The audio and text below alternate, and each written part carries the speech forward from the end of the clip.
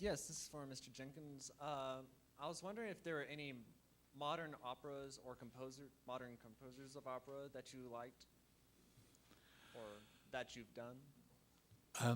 There are lots of modern operas. And the tragedy is we don't get a chance to do enough modern opera. And Dallas will see a brand new opera on the 30th of April of this year when Jake Heggie's Moby Dick will get its world premiere with no less than Ben Heppner singing the title role of Captain Ahab. The tragedy is there's not enough modern opera being written. I still hope that we will bring a piece that the Dallas Opera co-commissioned with the English National Opera by Mark Anthony Turnage called The Silver Tassie, from an Irish play all about a young sportsman in Dublin who's a great soccer player. And he goes off to serve in the war and sadly gets very badly injured in the trenches. And when he comes back, he's engaged before he goes to the trenches. He comes into the hospital and his fiancée can't even look at the sight of him because his body is in such a mess and won't even talk to him by his Christian name, just refers to him by the number of his bedpost in the hospital ward.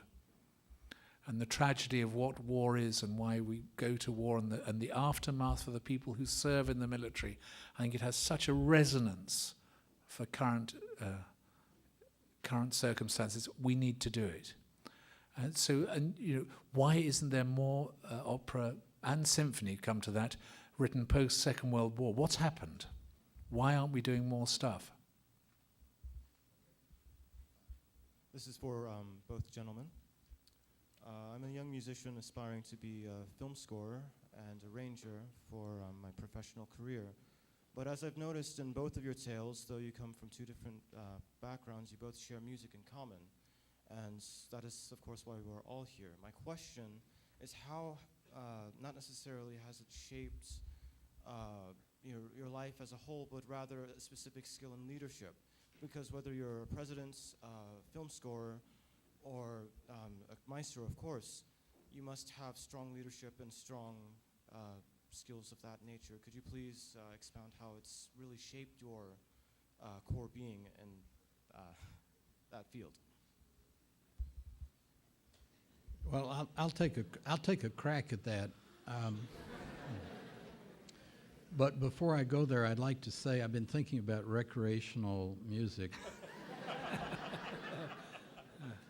And while Bach is quite an amazing composer, if I was just going to take some light music, I'd listen to Flim and the BBs.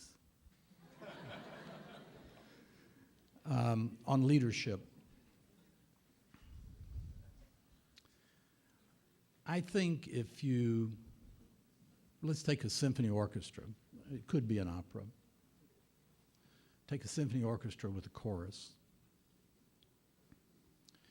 When you hear a performance, you have to coordinate a couple of hundred people.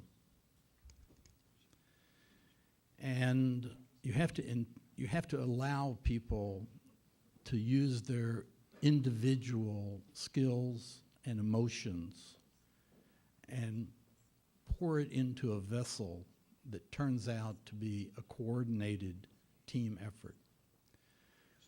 This is the most difficult kind of leadership challenge because in the reality in business, in social groups, in fraternities, at clubs, at school, you have the same dynamic. It's just not as apparent and in your face as when you have music.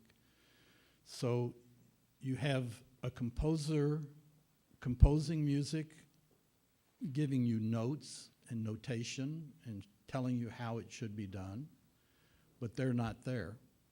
And then you have all the individual performers, and you have the leadership of the conductor, and then you have the string section leaders, the first chairs of any of the parts, and then you have the chorus singing. That is a mammoth leadership problem, and to have to wade your way through that is perfect training for the way business is and other organizations and even politics, because leadership is about bringing order and coordination and community from a very chaotic place. I'd just like to add that when I try and conduct, there are so many different forces at work. Doing a symphony concert with chorus is incredibly hard, but when you add the whole thing of opera and people acting on stage, it's trying to let the singers be free on the stage to do what they do best. And for the instrumentalists and who've trained and studied and who can play their instruments far better than I could ever begin to do, letting them have the freedom to do what they do. And there's nothing like studying the score, knowing what every 16th is, why it's, and it's the why. Why is that forte there?